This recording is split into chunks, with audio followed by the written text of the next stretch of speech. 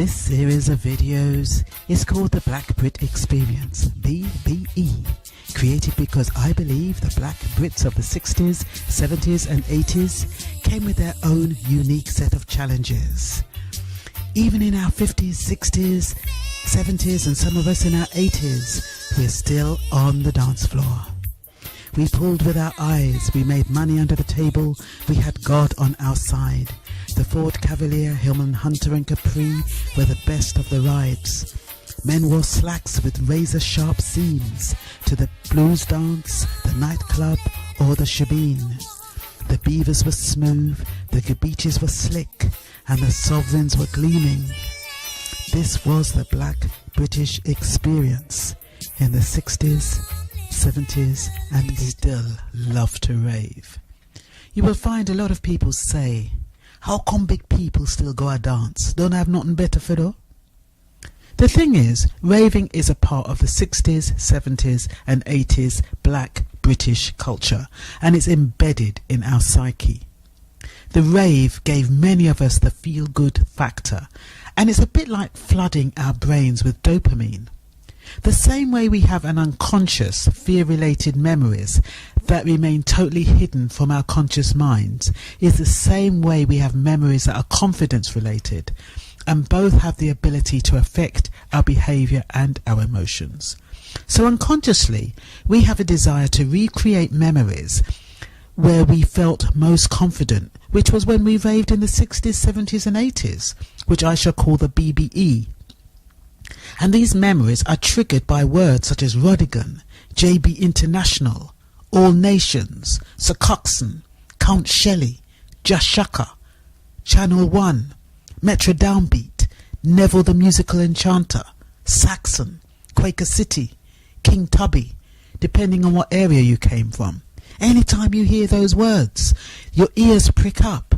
Similarly, triggers can be prompted by sound association. So when we hear Lovers Rock, or names like Gregory Isaacs, Dennis Brown, Mighty Diamonds, Carol Thompson, Louisa Marks, Jean Adibambo, to name a few, we get a desire to revive those memories because they gave us the feel-good factor. It is these unconscious word and sound associations that make us put our clothes on at night and go and rave until daylight. Unconsciously, BBEs are trying to relive the happiest moments of their lives and are driven to leave their yard to recreate those experiences on a Saturday night. Some of the men who are now in their 50s and 60s still adopt the same stance and use similar tactics they used in the 70s.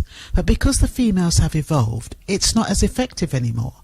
So the men are left feeling bewildered, and a lot of the time they just don't know why it's not working. 1970s and 1980s were the best decades for Black Brits, most of whom lived comfortably, whether it was because we worked full-time but got extra money in hand, or got money on the dole but worked on the side, or maybe it was because the government heavily subsidised nurseries and housing, so we had more disposable income. I'm not quite sure why it is, but I remember buying shoes for £150 back then. The Black British culture of the 70s was mainly about going out, listening to music, dressing up, having relationships. It was that simple. Complications, demands or expectations, they didn't exist. When we had money, the motivation was to buy garms, clothes, shoes, jewellery, music, weed, cigarettes. It was a very competitive era. We were out to impress. Whether we smoked or not, we were holding a packet of St. Moritz or Dunhill in our hand, or we'd be holding a bottle of Cherry B, Babycham, Snowball or brandy. The guys would be holding Tennant's or Special Brew in one hand and the ladies' waist in the other.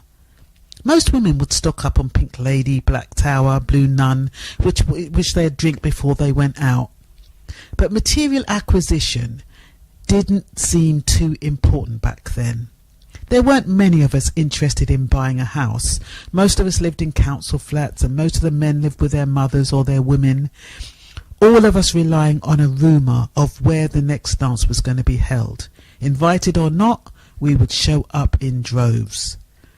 If we went to a blues dance, we would pay a nominal sum to get into someone's house. There was no noise abatement law back then. Enter a dingy and smoky room, look for a wall or a corner and stand there until we got pulled for a dance.